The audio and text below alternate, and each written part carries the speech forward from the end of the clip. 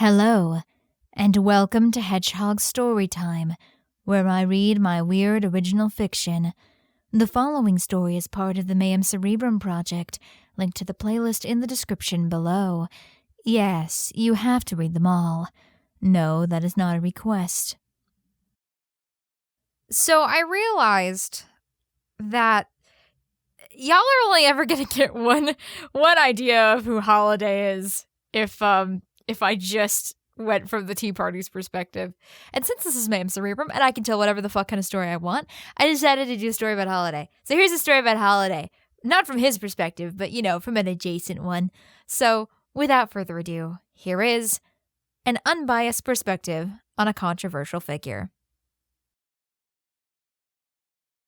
Things had been looking up for Marcus Pearson recently. With the return of Mr. Party himself, Discord's music scene was thriving, he was representing the hottest new band in the city, and he'd just purchased his very own recording studio. Actually, he'd had some help with that one. He'd been pretty worried about his chances at the auction, especially with high rollers like Debonair around, but because of timely interference by a certain demon, Holiday, he'd been informed was his name, he'd been able to sneak in the one win he'd needed. He had approached the man just after the auction to thank him for his, if inadvertent, aid, and it was then he'd learned that this was the crazy bastard behind Bourbon Street. Marcus had seen an opportunity and took it. They got to talking, and somehow the conversation came around to Discord's lack of touring options by virtue of being a singular city surrounded by void, and Bourbon Street's need for new entertainment. The potential for a mutually beneficial arrangement was acknowledged. And, in a nutshell, that's how he'd ended up on a ferry in the midst of the other, floating towards the enormous, hulking mass of Bourbon Street in the distance. Marcus had never actually seen it personally. He'd been far too busy at the time it had made its big debut in Discord's airspace. He'd only heard of the uproar that it caused and how it had suddenly left. There had been all sorts of rumors, although a vast majority of the city found it extremely suspicious that Kay had returned to the ranks of the Tea Party immediately after. Regardless, that was then, and this was now. Though he needed to keep up with Discord's goings-on for his business, he didn't take any actual pleasure in it. Marcus preferred to look towards the future, like the large pleasure dome that was rapidly approaching. Holiday had invited him to come take a tour of the ship and talk business. Marcus was used to dealings happening in smelly, smoky backrooms while club music vibrated through the walls, so this was an exciting novelty for him. He didn't quite know what he'd been expecting as his otherwise empty ferry approached the docks, but it certainly wasn't for Holiday himself to be waiting for him personally. Maybe Marcus was just too used to head honchos acting more like celebrities. It simply felt unnatural for the man to be surrounded by so little fanfare, just standing there in his brown suit and leaning on his cane. "Mr. Pearson, how simply marvelous to see you again," he said after the ferry had slid smoothly onto a metal track and came to a stop just off the boardwalk. The demon held out a hand and shook Marcus's firmly. "Your trip went smoothly, I hope." "Sure did," Marcus nodded. "I gotta say, I'm impressed with the setup you've got here." Holiday grinned, tipping his hat. "The ferry system was a necessity, really. It would be so terribly chaotic to attempt to land the old girl directly inside reality, so I thought, why not bring the guests to her instead? Begin the experience early." "It's a genius system, ran smooth as butter. Did you design them yourself, Mr. Holiday, or—" "Oh, heavens no," the demon laughed. "I have several very talented engineers in my employ." His grin turned just a little bit devilish. "Ah, so the rumors that a large portion of the staff on Bourbon Street were debtors might have been true. It certainly explained how a man known for his gambling acumen had such a technological marvel under his command." This thought was only confirmed when one of the ferry attendants approached the track with a positively sour look on his face. The Holiday ignored it entirely. "Now, I have set aside a VIP room for your use tonight at the Tombstone. Please, allow us to take your bag." Marcus handed his briefcase to the sour-faced attendant and allowed Holiday to beckon him onto the boardwalk, where he gazed at the strip before him in awe. The road was slightly crooked, so you couldn't see all the way down, though the nearly blinding sign for the Tombstone could be seen glowing above it all. On either side of the broad street were a series of brightly painted buildings, many done in the same classic New Orleans style, with multiple levels of open-air balconies wrapped around their exteriors. Colorful strings of flowers and paper were folded around the banisters and hung in between the buildings themselves. In short, it looked just like an enormous Mardi Gras. "I see you're a fan of New Orleans," Marcus commented. Holiday laughed. "Of course, there are several of them out there in the cosmos, but I based Bourbon Street off of my New Orleans." Back in the day, it was that sort of place that I always found myself coming back to. But there's no point in indulging sentimentality. The day is short, and there is much to see, my friend. It was a little after lunchtime, but despite the early hour, at least by Discord standards, the street was filled with a veritable crowd. Some of the people were demons or magi, but a large portion seemed to be individuals of all sorts. So, if you don't mind me asking, where do you find your guests? Marcus glanced back as he passed a woman in a full bustle. Surprisingly easily. Sometimes we pass by demon outposts and the like, but often we simply park the old girl just outside of reality and bring a few fairies in, drum up some excitement, and many people are more than willing to come aboard. There are shades on the ferries to prevent boggling the mind too much. We usually stay in one location for a few weeks, so there's plenty of time to disembark, but you'd be surprised how many decide to stay a spell. Marcus could definitely detect the slight Lotus Eater energy around this place. It seemed as if every sort of building contained some kind of event or attraction. Of course, there were a dizzying assortment of restaurants and hotels of all kinds and price ranges, but there were also theaters, tourist traps, escape rooms, and mini-golf courses. And then, of course, there were the casinos. They came in a variety of themes, but each seemed to be attempting to outshine the others in their various classy sort of ways. It needn't be said, however, that none of them held a candle to the tombstone, but that was most definitely the way of things around here. There was even more excitement on the street itself. Vendors were selling food and bric-a-brac directly from carts, musicians played music. Specifically, there seemed to be a large crowd gathering just ahead of them. I see we made it just on time. Holiday seemed to know what all the hullabaloo was about. I think you'll like this. He's one of my newest acquisitions. Ladies and gentlemen, came a voice from tinny speakers just beyond the people in front of them. A reminder that what you are about to witness is performed with no magical aid. I am an entirely ordinary man with no magical ability. The crowd parted as they saw Holiday approach, and so he and Marcus immediately acquired front row seats to what looked like a street magician? Yes, there was indeed a smart wooden sign that had the name Saturn Gale painted in sharp letters on its surface, while just behind a man with blonde highlights and several piercings stood, holding up a mannequin head. And also to prove that the nail gun is very much loaded. He held the mannequin head up high. Ivy, let her rip. Across the clearing, a young woman wearing nothing more than a bikini top and a very short pair of shorts took a deep breath, aimed, and fired. A big chunk of the plastic head exploded as the audience gasped. So now, he gazed intently at the crowd, I'm going to catch one in my mouth. He grinned maniacally at the reaction. He's a magician? Marcus had to admit he was a little surprised. Holiday chuckled under his breath. Indeed he is. Quite a crowd pleaser, in fact, he explained. He's one of those daredevil types, lots of deadly escapes and such. It's gotta hurt if he fucks it up. My personal theory is that he quite enjoys that part.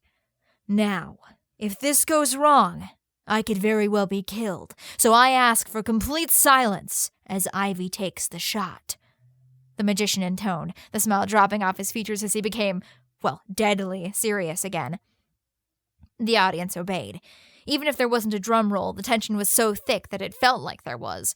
Saturn Gale stood stock still, arms out like Jesus Christ in guyliner, ready to receive. He was grinning again. His assistant took several deep breaths this time, aimed very carefully, and when she was ready, grinned back at him and pulled the trigger. A gasp arose from the crowd as the magician stumbled backwards. Yet a second later he straightened, still smiling, but now, in between his slightly crooked teeth, was a silver nail. The audience applauded as he spit it out into his hand and held it up for them to see. And with no magic, huh? Marcus confirmed, clapping along. I wonder how he did it. Well, I will admit I know a thing or two about tricks of sleight of hand. There's several ways one could pull off a trick like that without firing the gun at all, but if he did one of those, I sure as hell didn't see it. They moved on shortly thereafter and spent a pleasant afternoon wandering around the strip.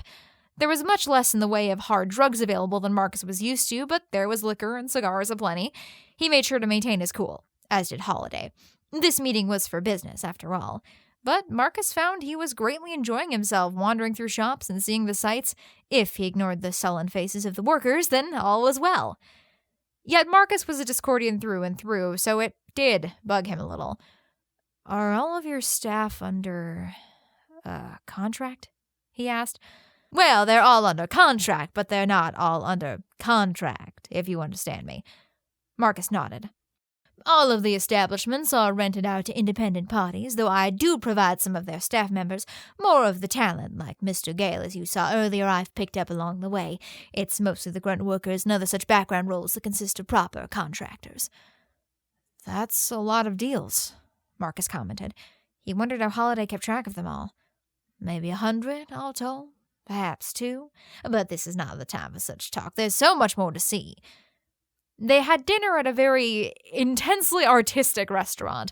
Marcus's first course consisted of a single basil leaf that he was supposed to run under his nose, and more than one of the others were served in a test tube. The chef came out to greet them personally, and he looked more like a scientist than a cook. For some reason, it struck Marcus that this restaurant didn't quite gel well with Holiday's usual sense of aesthetics, but the novelty seemed to amuse him more than anything. He was also struck by the difference between Bourbon Street and Discord's general dispositions towards their rulers. People were scared of Bakke, sure, but it was a small, niggling fear at the back of one's mind that was certainly eased by the fact that most of the time he was perfectly charming and maybe a bit of an idiot. Holiday, on the other hand, seemed to strike a quite intense feeling of horror from his subordinates that was hastily plastered over with platitudes. On the one hand, it was more stressful, but on the other, it was much less bipolar. At least you knew just how to get on Holiday's good side. When they were finished with their meal, Holiday patted Marcus on the back like they were old friends and said, I have one last thing to show you, and then we'll retire to the tombstone to discuss business. Frankly, he was having a rather good time and was in no hurry to work. I'm assuming you saved the best for last. Of course. Holiday's eyes twinkled. A sojourn on Bourbon Street would simply not be complete without a stage show at the Theatre du Mal. Ah, Marcus had been wondering what that building was for. Holiday led him towards an elaborate, nearly Gothic facade, which looked slightly out of place against the somewhat squat, square buildings surrounding it. Is it an opera house? He asked. On occasion. Holiday shrugged. The troupe puts on a variety of different performances throughout the year, which makes you wonder what the gimmick must be, I suppose. Marcus nodded. There is not a man among them. All the parts in every play are performed by women. It draws a more varied crowd than one might expect. The troupe has developed a somewhat dedicated following, though if I must say, most people come to see Mademoiselle LeBlanc. Is she the prima donna? Holiday laughed. Most certainly.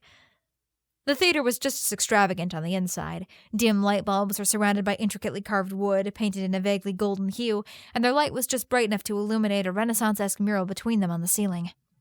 Marcus was slightly awestruck as he followed Holiday to his private box. They had a perfect view of the stage from here, though at the moment it was covered by a heavy velvet curtain. As they waited for the play to begin, Marcus couldn't help noticing a slight change in Holiday's disposition. He was as collected as always, of course, with a slight smile on his face, but somehow he seemed to be excited. He had a nearly manic energy about him. Marcus was curious, but he didn't have to wait long for his answer. A hush fell over the crowd, who seemed as equally energized as Holiday as the lights went down. After a few agonizing seconds of silence, the curtains were slowly pulled apart. It was a rather modest set, just a railing-lined platform designed to resemble a balcony on one side, behind which a woman in a simple dress was waiting. A spotlight dropped on her, and as the orchestra in the pit below paused, she began to sing. Her voice was very pretty, clear and high, and she immediately drew the attention of the crowd. As she sang of a sailor, a lover of hers, Marcus turned to Holiday. Your Miss LeBlanc is very talented, he whispered. Holiday looked confused for just a moment, then chuckled. Oh, he said, that is not Miss LeBlanc. Suddenly, Marcus's attention was drawn back to the stage as the orchestra kicked back in, and to the awe of the crowd, what looked to be a giant ship, an airship by the looks of the balloon on top, descended onto the stage. On its deck was a dashing young man who Marcus noticed was dressed suspiciously similarly to Holiday. He reached out to grab the woman's hand and also started to sing. And as he did so, Marcus realized his error. He was, of course, not a man at all. You couldn't hear her for the first few measures due to the applause from the audience, but once they quieted down, Marcus could see why they were so excited. Her voice was somewhat husky, but still decidedly female, yet there was something so dashingly androgynous about her, and the way she held herself and the expressions on her face, that Marcus even found himself a little confused. A lot of the audience probably was too. He supposed that was most likely the draw. At one point, the chorus had joined the two lovers on stage, and the opening number ended with big applause. As the lights fell, Holiday once again leaned over to Marcus. Now that was Mademoiselle Zélie LeBlanc. The performance, Marcus had to admit, was very entertaining. The score was beautiful and the actors all very talented, but it was Miss LeBlanc who truly stole the show. There was something so eye-catching about her, especially when she smiled, and her singing was simply captivating.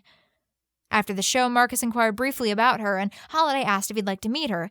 It looked like that had been the plan all along, considering that one of his assistants had just handed him a bouquet of very elaborately arranged flowers.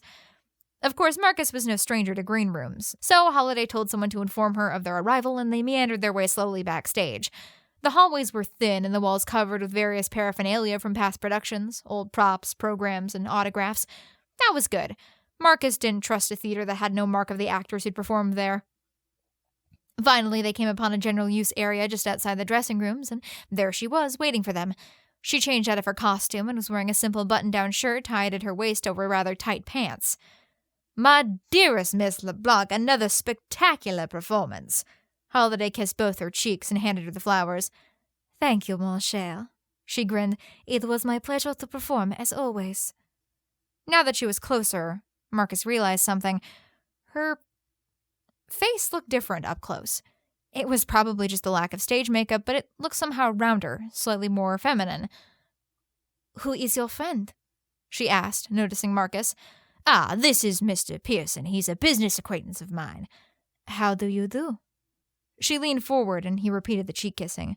Very old-fashioned. Very odd, but if that's what they did here, he'd better follow along. "Very well, thank you. You're a very impressive singer." Holiday took a singular step in between them. "Now, don't go poaching my best talent, Mr. Pearson." He laughed, and his smile indicated a joke, but his eyes did not. "Wouldn't dream of it. I don't think you're the type who would want to front a greasy rock band." "Oh, goodness, no." She laughed.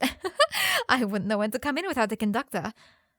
"Speaking of business," Holiday interjected, "Mr. Pearson and I were just about to retire to the Tombstone. Would you care to join us?"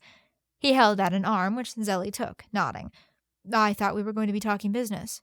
"Oh, of course, but I always like to warm up with a little game of cards, you see. It gets the mind working. Unless you're opposed." "I suppose not." Marcus shrugged. "Good," Holiday grinned. "Though I must warn you, I almost never lose." There was something in his smile that Marcus didn't like.